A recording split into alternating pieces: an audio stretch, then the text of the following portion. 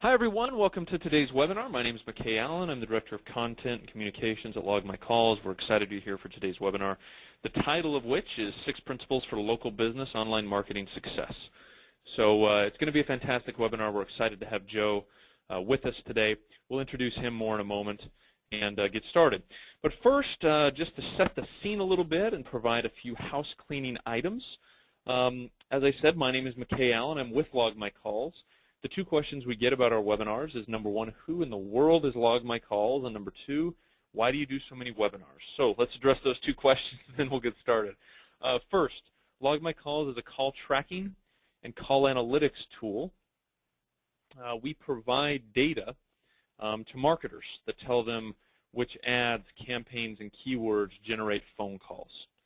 Number one, we also record calls, and then we analyze calls to help marketers determine which calls are good leads versus bad leads, which are missed opportunities for more revenue, which are highly converting campaigns, so which campaigns generated the most appointments or the most sales. So that's what we do and who we are. We work with small businesses and large businesses across North America to help them get more data from their phone calls. Phone calls are the wave of the future, given the prevalence of mobile search right now, and yeah, calls are the wave of the future. So we're excited to be on that wave and a big part of it. Second question is, why do you do so many stinking webinars? That's a good question. So we do 1 to 2 webinars every single week, and we have marketing experts, we have executives at agencies that come on, that speak, and that talk about marketing topics. And so we're really, really excited to have Joe with us today. But you can see here the number of people we've had recently. We've had people from Ring Partner. There's me. We've had Tim Ash, who's the CEO of Site Tuners and the founder of the Conversion Conference. Tim always does a great job. So you can see here in our webinar library, logmycalls.com/webinar, we have upcoming webinars, and I need to put November's up, which I haven't because I'm a slacker. And then we also have recordings. So you can actually click on any of these and watch the recordings. So we literally have 190 webinars in our webinar library. We're talking about thousands of fantastic pieces of content here with the articles that are associated with the webinars and the webinars themselves. All the webinars are recorded. We're talking about 200 hours worth of webinar recording content that you can just go in and watch. So please do that. And then why do we do these webinars? Well, our audience is marketers. And so, I mean, from a marketing perspective, we wanted to get in front of those marketers, and the best way to do that is to educate them. And then second is it actually is really useful stuff. And so we enjoy being here for the webinars as much as we hope you do. So in terms of today's webinar, please ask questions. Type them into the little question bar, and we'll address those questions to Joe at the end of his presentation. So before I introduce Joe, I want to make sure you know where the question bar is and make sure you know how to use it. So just type into the question area there where you're calling in from today. Just geographically, which city, state, or province in Canada, or where you're calling in from exactly, just to give you an idea to get us started here. We are located in Draper, Utah, which is basically a suburb of Salt Lake City. And Joe is actually calling in from another suburb of Salt Lake City. So we're excited to have both of us here in Utah, ironically. But we've got people calling in today from Santa Monica, California, from New York, from LA, from Santa Cruz, from New York State, from Nashville, from New Jersey, from Ontario. We have a hashtag Santa Monica swag. Thank you for that. That's fantastic. We have Louisiana. We have Denver. So we're all over the map. Good stuff. Good to have such a great and large group here. We've got Scottsdale, Arizona, which is nice this time of year. Good stuff. Well, thanks for joining us, everybody. We're excited you're here today. Take a look at Log My Calls. Look around our site. Watch the videos on our homepage. Starting price is $69 a month for recording and call analysis. It's really a good deal. It's going to give you tons of data. So please go and sign up. We're definitely on the phone call wave. Calls are going to become more important to you. So with that, let's introduce Joe Huff. So Joe has been an online marketer for a long time. He's a well-known speaker. He's a well-known author, and an online marketing consultant. He says, most importantly in his bio, though, he's a husband and father. I'll second that. That's great. He started his professional life working for a small software startup, moved up the ranks at that company. He attended Utah Valley University, where he earned a degree in business administration with an emphasis in entrepreneurship. He's taught over 180 seminars, sharing his techniques for success on the internet. Right now, he's the Vice President of Marketing and Strategy at Marketecture. They're an agency based, as I said, in a suburb of Salt Lake City that works with lots of small businesses, hundreds of small businesses, telling them how to improve their marketing. So we're really, really excited that Joe has agreed to join us today. So Joe, thanks for taking the time, sir. We appreciate it. Thanks for doing it. I'm going to give you control of the screen now, so go ahead. All right. Well, hey, thanks a lot. Thanks for that introduction, and again, just really grateful to be part of this webinar series and be able to just share some of those things that will help small business succeed. That is absolutely our passion. And let me just get the right screen here. And looks good. I can see the PowerPoint. Okay, so we'll push that live. How about now? Does that look good? Looks great. Okay. So yeah, once again, thanks again, McKay, for that introduction, and we've got quite a bit to cover. So I'm gonna, without further ado, I'm just gonna kind of jump right in. And as McKay mentioned, we're going to talk about some of the top mistakes that small businesses and businesses make when they try to jump online. And we've outlined 6 specific mistakes, and then what we'll do is we'll go through and I'll address how to fix those mistakes. At Marketecture, we've worked with over 400,000 small businesses, and we've taken the time and the effort to listen to those small businesses and see what problems they have and what things that they're doing that we can try to help out and help them succeed online. And so that's kind of been our focus, is figuring out what their problems are and helping them solve those problems. So I'll outline those and we'll jump into each one of them. The first one is they have no website, which is, I know in 2014 most of you are probably on there going, no way, that's not us, but I'm sure you're looking at that, surprised by that most people still don't have a website. Poor search engine visibility, no clear calls to action on their website. The website shows poorly on mobile devices. I think McKay even alluded to the fact that more and more people are jumping on smartphones and doing business on smartphones, and so we'll talk about that. Poor online reputation management, and then finally a weak social media presence. So we've found, again, in working with these hundreds of thousands of small businesses, that these are the top 6 mistakes that these small businesses make when trying to market their business online. So now let's look at how we can, solve these problems and really address these key issues. So the first one, surprisingly, in 2014, there's still over, according to Forbes, there's still over 50% of small businesses don't have a website. And 52% of businesses still don't have a website, which is still a pretty shocking number. Now, regardless of where you are in that group, whether you have a website, and some of you, maybe the majority of you have a website. Some of you are just in love with that website, and that's great, and we love to hear that. For the rest of you, it may not be the case, may not be quite in love with your website. Whether you have a website or you're unhappy with your website, maybe it was your uncle's neighbor's best friend who built that website for you, which we hear all the time, by the way. I wish that was just something made up, but we hear that all the time. Here's some of the things that you really want to look for when choosing a website provider or a company to build that website for you, or just some of the main questions you want to make sure that you incorporate when you build a website that's going to target and generate revenue for your business, leads, whatever you're trying to generate for your business. So here's some of those key questions you want to ask. Number one is, will it break the bank? We've found that the average cost right now for a small business website ranges anywhere between $2,500 to $5,000 to have a professional build that website for you. Now, obviously, there are platforms where you can build it yourself, and there's some pretty cool platforms out there and pretty easy to use platforms out there where you can build good looking sites on your own and for yourself. But if you're going to have somebody do it, then you're going to pay anywhere between $2,500 to $5,000.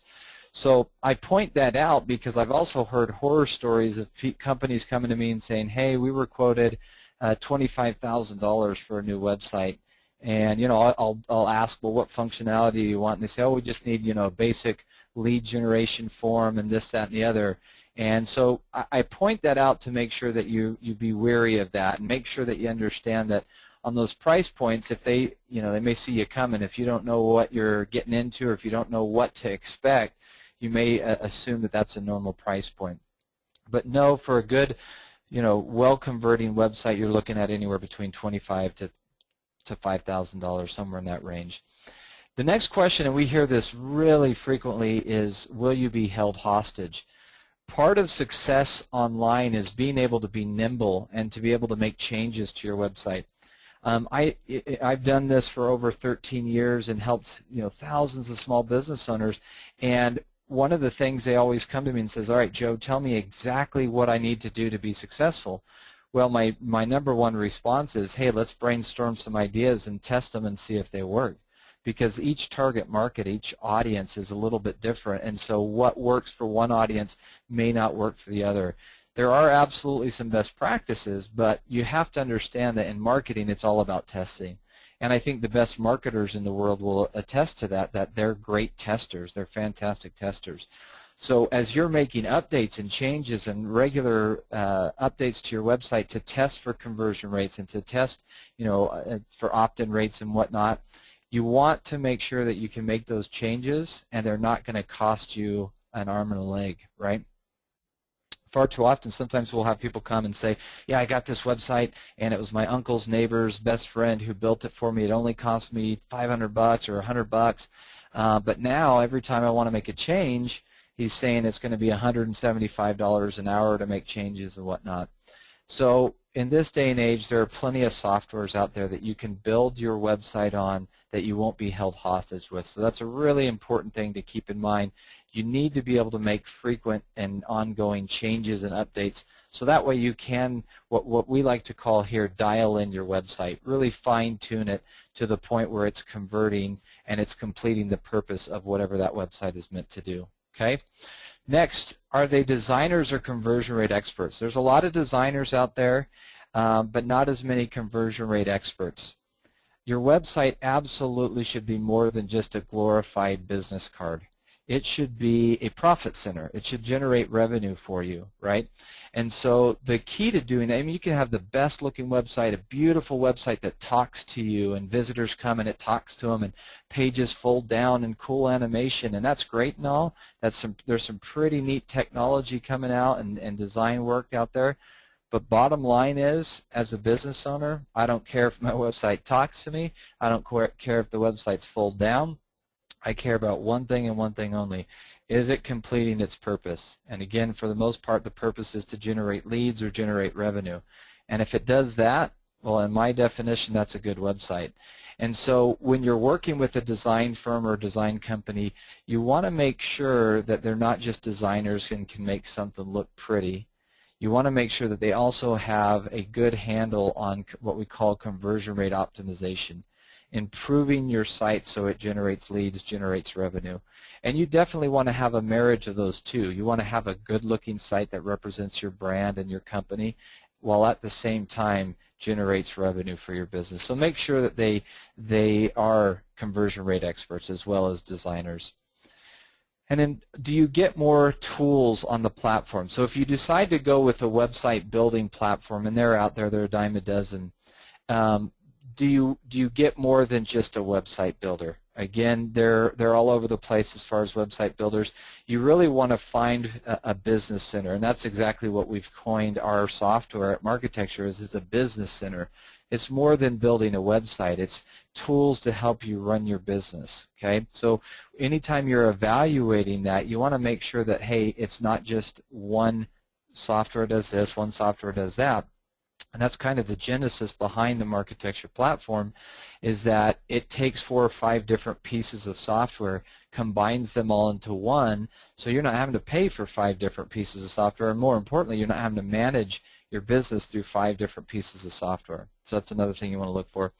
And then finally, does it look good on all devices? And we'll talk more about this as we get in, but with more and more people, with over 1 billion smartphones in use right now, you want to make sure, and more visitors going to smartphones and tablets to find your business online, you need to make sure that your website is compatible on all devices. It looks good on a PC, looks good on a smartphone, looks good on a tablet. And so those are some of the key things that when you work with a business, if you want to have the best website, right, regardless of not even having a website, we know that 52% of companies still don't have a website, but absolutely you need to have a website. That's the first point. You need to have a website. I can't even remember the last time I received a Yellow Pages book, a phone book. I can't remember the last time I've looked in a phone book, let alone had one delivered to my front porch. More and more people are turning to the web and turning to Google and other sources like that to find your business. So first of all, you absolutely have to have a website. And second, when you go into whether you have one currently and you're not happy with it, or if you're going to get a website and it's kind of been in the back of your mind like, oh, I need to have a website. Well, these are some of the key things you want to make sure that you have when working with the web development company to build that website for you. The second biggest problem we've seen is poor search engine visibility. And like I just mentioned, nobody really goes to the Yellow Pages anymore. I'm sure there's still a few people that do, but that's a dying breed, right? People aren't going to the Yellow Pages really anymore. And so in order for you to be found and be visible to your customers, your potential customers, you need to be found in the search engines. And obviously I've got Google up here because they're the biggest by far, but you want to make sure you show well on the search and in the search engines. So the 85% of consumers use the internet to look for your local businesses, specifically for local businesses, okay? 94% of consumers, according to Google, don't go past the first page in search results. So it's one thing to be found in the search engines or be in the search engines. It's another thing to be found. And so you want to make sure you're on that first page in Google. And then finally, this one was surprising as well, but over half of small business websites have no keyword info for search and discovery. It's one of the things and one of the factors that Google and other search engines use is what's called keyword metadata. And so over half of small business websites still don't have that information on their website. So now the solution for poor search engine visibility. Well, the first thing you need to do is you need to have proper on-page SEO factors done. There's three main factors that Google looks for, and one of those factors is on-page factors. On-page simply means the things that you control on your website, the things that you have direct control over in your website. And Google looks for what's called meta tags or metadata. It's one of the things they look for. So in doing proper on-page SEO factors, one of the first things you want to do is you want to choose the right keywords. For a local business, you want to make sure that those keywords are localized. They're geo-targeted to your demographic where you're trying to target. Maybe it's a 50-mile radius. So words that you would include in your keyword searches would be, your local city, like Salt Lake and Salt Lake County and things like that if you were in this area. But one other caveat to that is you also want to make sure you choose the right keywords. When a client or one of your potential clients or customers goes to Google, searches for maybe you're a florist like we see here, a florist in Boston, that would be their keyword search, okay? What you want to do is you're going to go and use the Google Keyword Planner tool. It's called the Google Keyword Planner tool. And you want to go there and Google will actually tell you what words and phrases your customers are typing in to Google to find you. So far too often we have companies come to us and say, hey, we hired an SEO firm and we're ranking for this keyword on the first page in Google. We'll go to the Google Keyword tool and see that nobody's really even searching for that word, which is unfortunate for that business. But you want to make sure when choosing the right keywords that you're actually using words or phrases that clients actually search for. Okay, so you use, again, that's the Google Keyword Planner tool. Once you've found the right keywords that your customers are typing in to find you, you need to write good meta information. That's what one of the things that Google looks for is meta tags. And the meta tags or meta information, it's actually broken up into several different classes or categories, if you will. They want to have you write a meta title. A meta title should be anywhere between 6 to 12 words long, and it needs to include those keywords, those right keywords that you've chosen by doing that research in the Google tool. So you put those in your title. Then you're going to write, the next meta tag Google looks for is the description, a meta description. So you're going to want to go in there and write about 25 to 35 words long, a description about that particular page or your website that you're trying to optimize. And you're going to also want to include those same generally 2 to 3 keywords per page. You're going to want to include the same ones that you put in the title as well. Then the other things that Google looks for is the actual keywords in the content of your page. It needs to be interspersed throughout your entire page. And you want to make sure that you have what we call a keyword density of no greater than 2 to 4%. Okay? So if I have 100 words on a page, I want to make sure that I'm not using those keywords that I've chosen for that page more than 2 to 4 times. That's called, if you do that, it's called keyword stuffing, keyword spamming. Really, ultimate guide is if you write a page for your user, not for Google, that's the best practice. Write so if your page is about you're a florist in Boston, just write, a page that talks about the services you offer, the products you offer, and you're going to naturally write for the user, and you're going to naturally, most likely, include those keywords that you've chosen to target for that page. So again, ultimate goal is to write for the user, not necessarily for the search engines. Second thing that helps you show up well in the search results, Google has several different types of organic or natural listings. They've got just the regular organic search listings, then they've got the maps or local listings. And one of the factors that improves how you show up when somebody searches for your service in your area is what are called citations. And citations really are just listings of your business in different directories, small business directories. Yelp, for example, would be an area to get a citation. So a citation uses what's called your NAP. Your NAP is name, address, phone number. Okay, that's what NAP stands for. Name, address, phone number. And one of the key things when you create these citations is to create NAP consistency.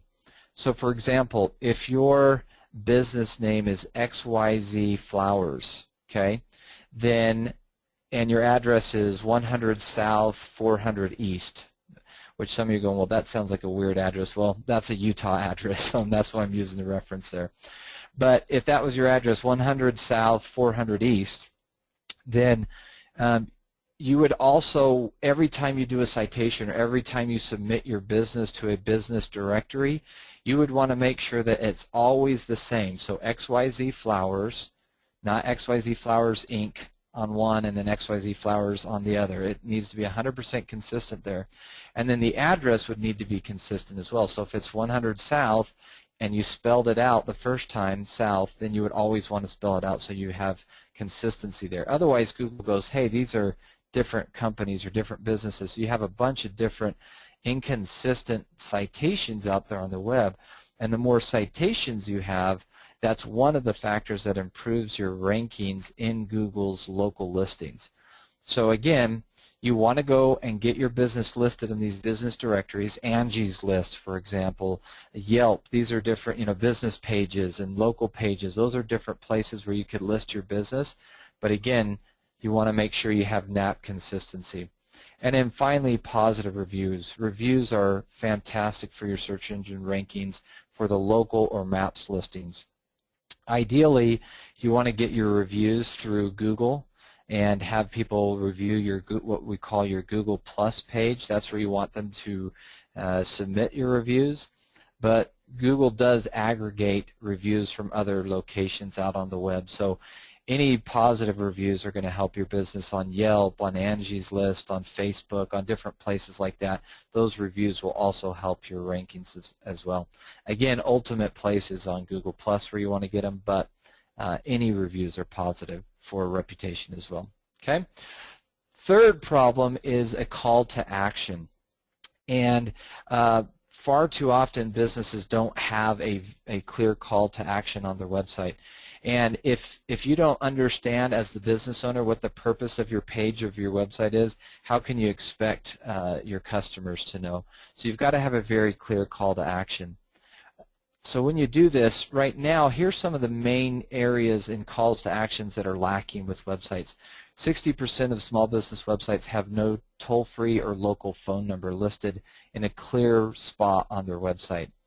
65.7% of small business websites have no request form, like free consultation or contact us, and then almost 75% of small businesses lack an email link on their website to actually just send a basic email to the business, which again, if you're going to have a website and the purpose is to generate revenue, it's surprising that these are the numbers, but these are the things that you want to make sure you do.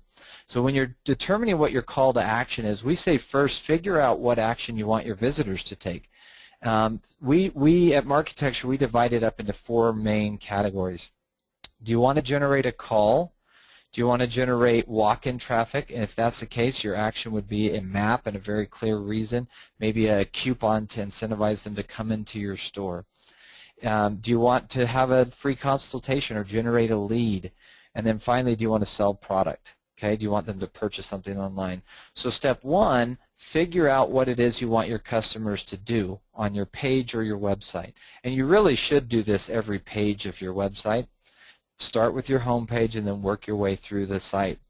And then once you've figured out what action it is you want them to take, then develop that call to action. Here's a couple principles to follow when you do that. First is the KISS principle. Keep it very simple. We'll say that stands for keep it simple, sweetheart. We'll keep it clean for today, right? But the idea here is that it needs to be obvious what you want the client to do. You'll see in these examples, free consultation. Tell them exactly, and that's one of our principles, is tell them what to do. Say, fill this form out and this is what you'll get. Very, very clear, very, very obvious what you want the client to do, and then tell them what it is you want them to do. And make sure you communicate value. If you do this, this is what you're going to get in return. It's what we call the what's in it for me principle. Your clients will ask themselves that question, well, if I fill out this form, what do I get out of it? What is in it for me? And so you need to communicate that. Create some type of urgency if you can. You know, for the first 100 people to do this, you're going to get this. For the first 5 people who purchase online, you will throw in an extra. Those are some different things that you can do that will create urgency, because you want somebody, once they're on your site, you've got them there, you want them to create that action that you want them to do. Okay, some other things you can do is you can implement testing and tracking. You absolutely should have Google Analytics installed. And another software that we like to recommend to our clients is a program called Crazy Egg. It's crazyegg.com. The low end, it costs $10 a month. And what it does is it gives you usability tracking. It tells you on your page, in your website, what your customers are actually doing, where they click, how far they scroll down on your page. So if you have an action, maybe it's a free consultation, and you notice that and you've got it further down on the page, but a lot of people don't scroll down, well then you know, hey, I want to probably put that up higher on the page so that way people actually are filling out this free consultation form. So Crazy Egg is a great software that's going to teach you what your users do and how they interact with your website. Now, important caveat to that, though, is to make sure that whatever website platform you're on, and that you have access to be able to implement these tools at will in those platforms. All right, problem number 4 is mobile responsiveness, and this is a big one. This is becoming more and more important, more and more, especially for local businesses. More and more businesses are searching for your product or service on a mobile device. Right now, 60% of consumers search for local businesses on their smartphones. They don't go to their desktop and type it in there. No, they're jumping on their computer, on their smartphone. 48% of mobile searches are locally focused. And then finally, 93, according to Search Engine Watch, 93% of small business websites are not mobile compatible. Okay? And that's a big problem, because when a user goes to your mobile device, you'll see here that right now mobile traffic is continuing to increase, but if your page isn't mobile compatible, they're leaving and going somewhere else because they're looking at it on a smaller window, smaller screen size. You need to make sure it looks good on those devices. 40% of consumers, in fact, will click another mobile result if the site is not mobile friendly. And then this one was really interesting as well, that 70% of consumers searching locally on their smartphone actually end up connecting with that business. So if your site is being found in the search engines, which we talked about as being one of the problems, but if it is being found and your website is mobile responsive, you're going to have a great response rate from those clients looking for your service. Because generally when they're on their phone, the need and necessity for whatever it is they're searching for is a little bit higher if they're on their phone because they're out and about looking for that service. Okay, so how do we solve this problem? So a couple key things to keep in mind in making your website mobile responsive and mobile compatible. Google flat out has said that they prefer responsiveness over a redirect. Well, what does that mean?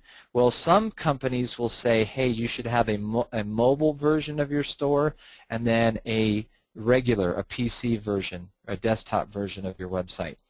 And so you end up having like what's called a subdomain. So if your website was xyzflowers.com, if somebody came to that website on a mobile device, that website would figure it out and say, all right, we're going to take you to m.xyz, which is a subdomain, or mobile.xyzflowers.com.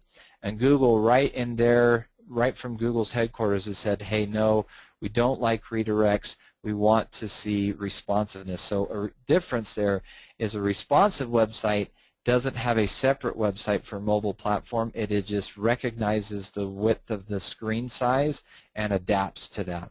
So you do want to make sure you have a responsive over a redirect there.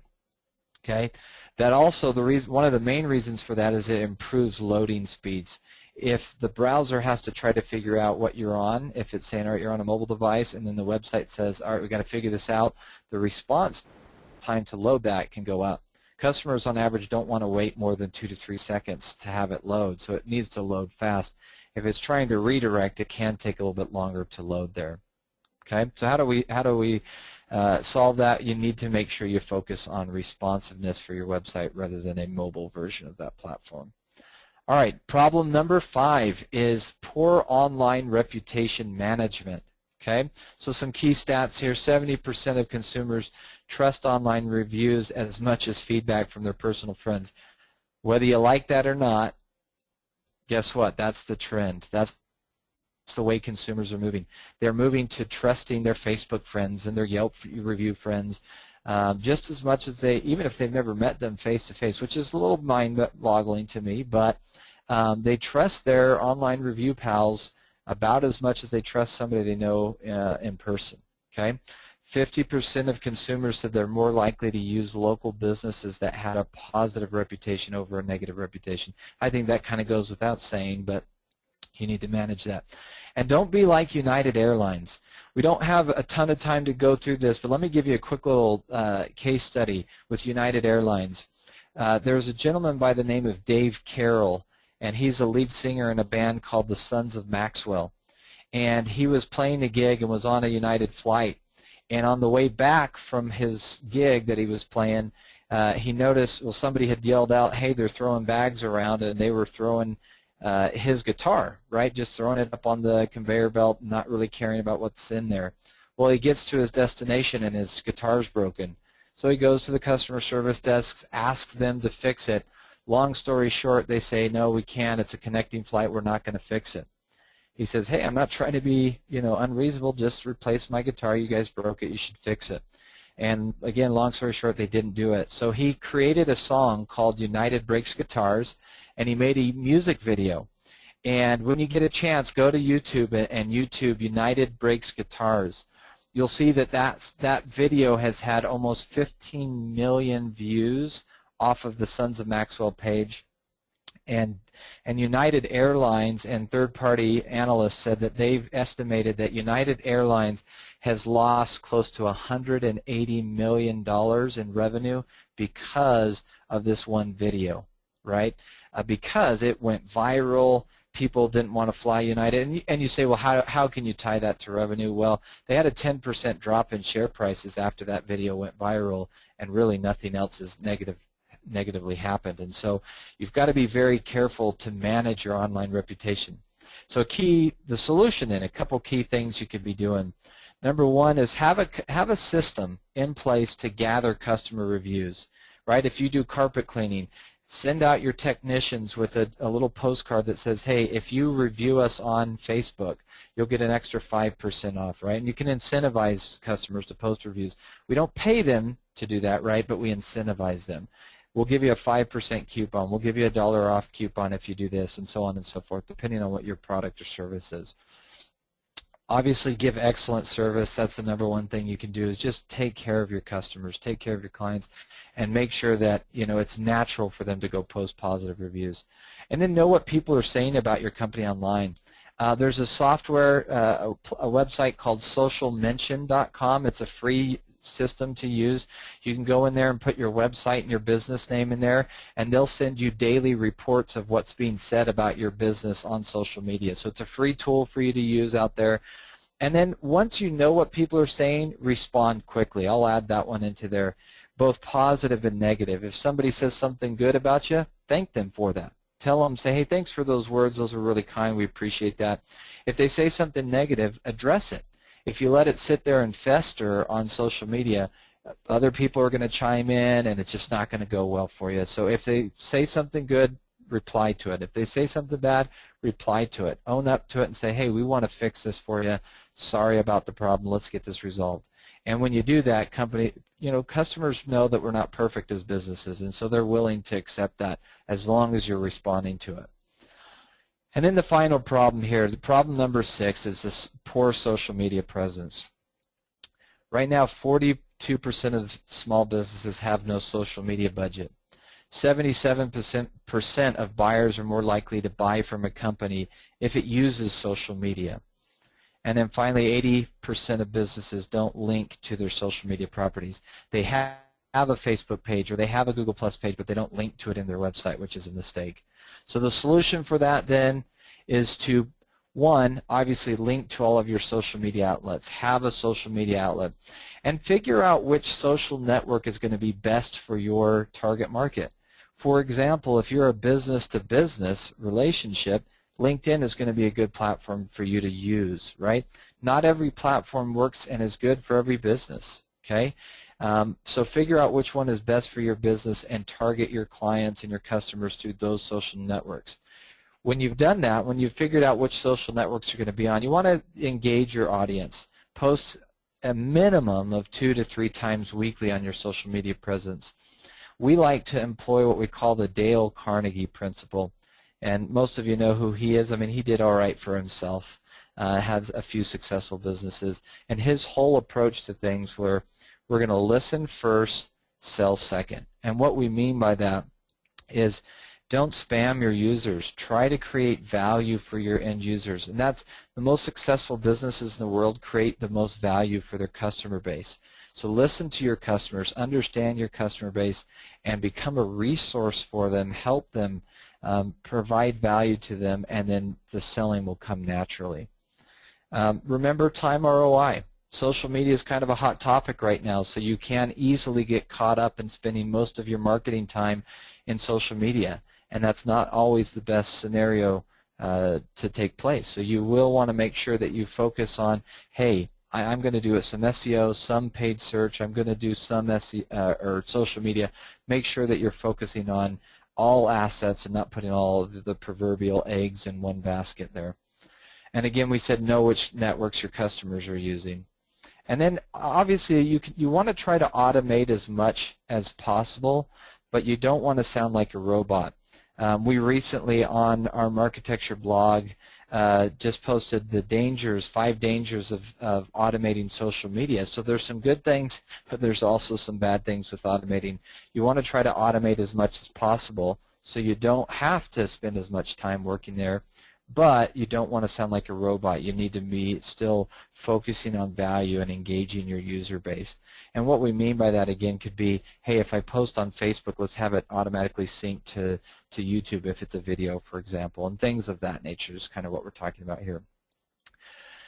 And then tie all those outlets together, right? And these 6 problems, like I said, as we've dealt with and worked with over 400,000 small businesses, these are the top 6 mistakes we've seen. They don't have a website. They have poor search engine visibility. They're still caught up in yellow pages or on the second page of Google or whatnot. They don't have a clear call to action. What's the purpose of your page? What's the purpose of your website? Design that page to that purpose. Their website doesn't show well on mobile devices, which is still a very big problem 93% of websites still show poorly on mobile devices. They don't manage their reputation. They don't respond quickly to their customers. They have poor online reputation management. And finally, they have a weak social media presence. Your customer base, they're on social media. Right now, the fastest growing sector on Facebook is 55 and older. That's the baby boomer group, right? If that's your target market, they're very active and they're on social media. So you need to have a good social media presence. And we've solved those 6 mistakes. As long as you'll take these advice that we've given you today, implement these strategies that we've talked about, you're going to be able to solve the 6 most common mistakes. And that's exactly the whole premise behind Marketecture. That's what we've set out to do, is solve the top mistakes that small business owners are making online. So really quick, I don't want to take a lot of time on this. Hopefully you found that really valuable information and you take this information and go apply it into your websites and your web presences. But really quick, I want to just give you a little bit of an introduction into who Marketecture is.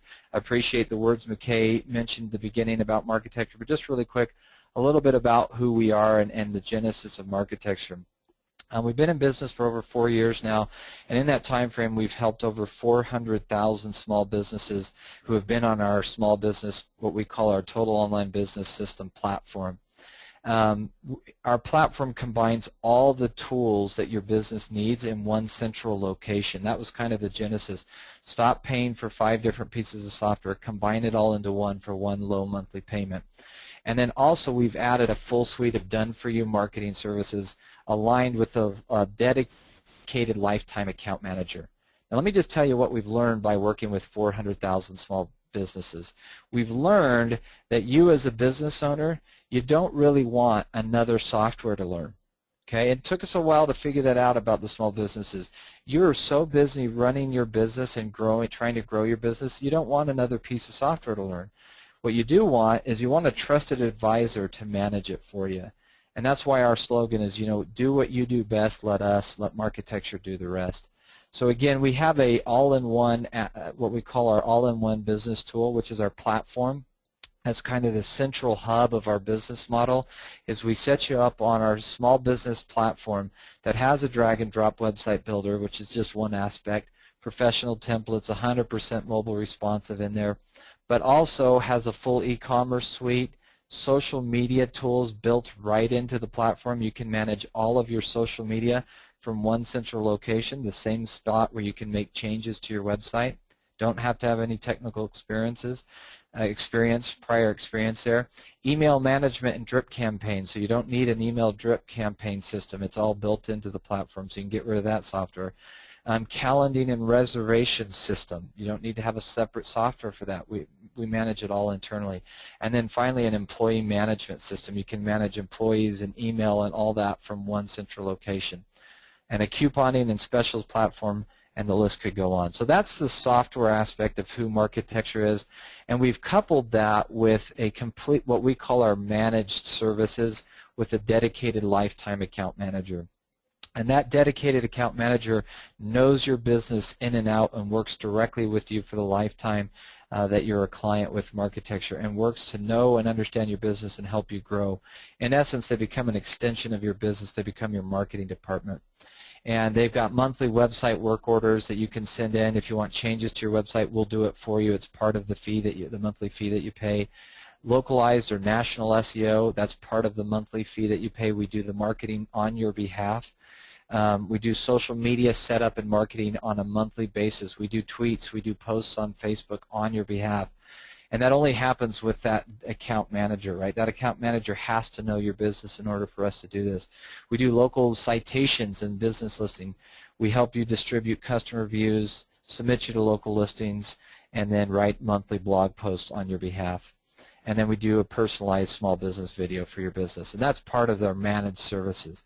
So again, we've got an end-to-end solution, software plus services plus a dedicated account manager. That's really the gist of what Marketecture is. And again, we're really happy to be on this webinar with Log My Calls. We love what they're doing to help small businesses, and that's why we wanted to be a part of their webinar series, and are grateful that they've allowed us to share some things about our business and some things that will help you grow your business online. So we've set up a special page for any of you on today. It's marketecture.com/logmycalls, and we never discount our product at all. We feel that it's valuable enough. We are going to go ahead and for anybody that's attended this webinar today, we'll knock off 25% off that first month service and really get you in the door and see what we can do to help you, but specifically for the Log My Calls clients. But again, please, regardless of whether you decide to work with Marketecture, make sure that you are not making those 6 mistakes. Avoid those 6 mistakes, because we truly want to see your business grow and be successful online, and those are the core things that will cause you to not be successful. The antithesis is, though, if you fix those problems, you're going to do very well online, and your website becomes a profit center rather than just a glorified business card. So that's what I've got. McKay, I'm open for questions now. I'll answer any questions that you might have, and we can kind of go from there. Awesome. No, that was fantastic, Joe. Thanks for taking the time. That was good content. So yeah, we've got a few questions. Let's take as many as we can for the next 5-10 minutes. Absolutely. Rick asks, he says, is it true that if I have a brand new domain name that has not been purchased but brand new, even with great continual SEO, it will take at least 2 years to get a great ranking? Yeah, that's a great question. One of the factors that Google looks at is your domain age. Unfortunately, if it's a brand new domain name, that is, I don't want to say a strike against you, but it is one of the things that Google factors in. However, most of Google's updates recently, since the Panda update of 2011 was really when they started to make a ton of rolling updates, Google is more concerned with quality content and quality websites. So if you focus on providing really good content for user through blog posts and just having a really good website that is useful and helpful to the end user, you can really battle the time issue. While yes, it is something that affects you and is somewhat negative if it's a shorter time frame, you can combat that by providing really good content. Wonderful. Yeah, that's my experience too, is that the age of the site is important, but Google will respect your site very quickly if you have good content. Yeah, absolutely. Let's see. Lewis asks, he says, I've gathered many reviews on paper for an event that we did. What's the best way to get those on the web or to be aggregated online somewhere? Because obviously, I mean, you could have my suggestion there, Lewis, is you could have a reviews page where you just put those up and have the reviews and the name of the person who left you the review. But I don't believe you can actually go into a Google property and put in reviews for someone else. There would need to be on some sort of aggregate page. What are your thoughts there? Have you had that situation present itself at all? Yeah, we see that on a regular basis, and what McKay said is spot on. First of all, take those reviews you have on paper and throw them up on your website, right? When you have traffic to your website, they'll see those positive reviews. Second, set up a system that facilitates those reviews to be done online, right? For example, we are in the process of building a widget that facilitates that says, hey, you have a page that says /reviews, for example, and it says, you know, review us on Yelp.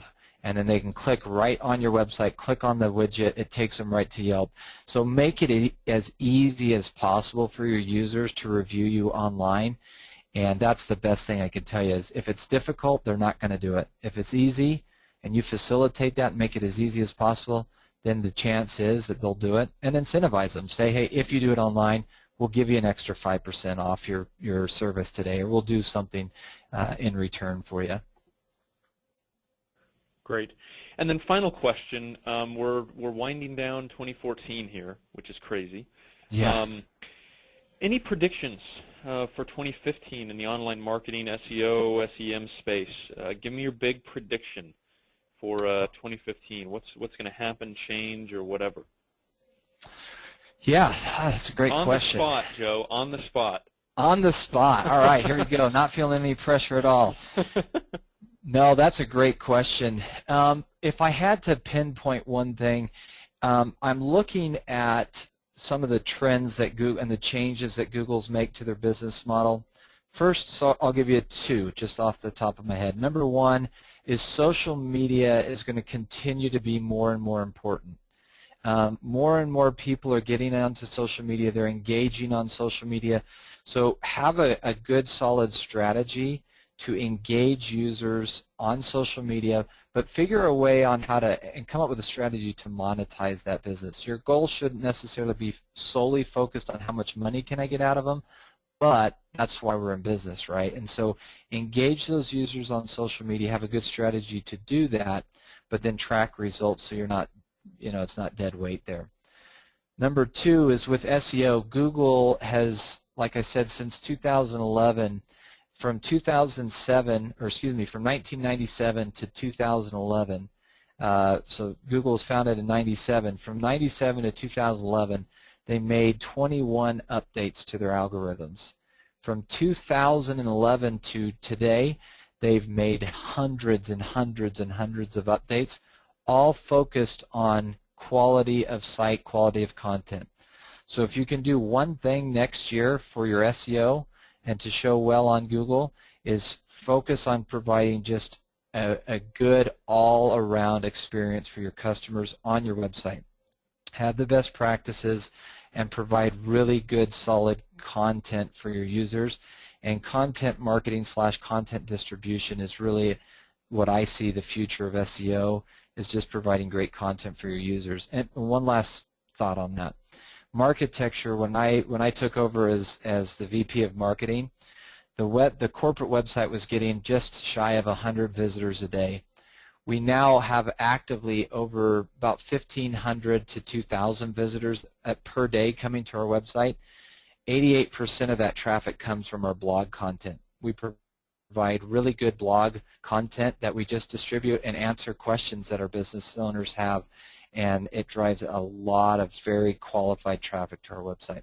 So they'll be my predictions. I know those aren't ground, breaking or earth-shattering, but those would be what I would focus on for 2015. Great. No, those are good, and predictions don't necessarily have to be groundbreaking, so that's great. Well, Joe, thanks for taking the time, sir. We appreciate it. It was good to have you. Your content was really good. And, yeah, I'd encourage everybody to take advantage of this landing page. And then also just go to logmycalls.com and check out our pricing, because, as I said, for small businesses, you can get on a package that will provide call tracking, call recording, and in-depth call analytics for $69 a month. So yeah, really great. Inexpensive, yeah, really easy to use. So anyway, Joe, thanks again, sir. We appreciate it. And everybody, thank you again for joining us. Hope it was worth your time. We think it was. And have a wonderful Friday tomorrow and then a wonderful weekend. So thanks again, everybody, and happy Halloween. Bye-bye.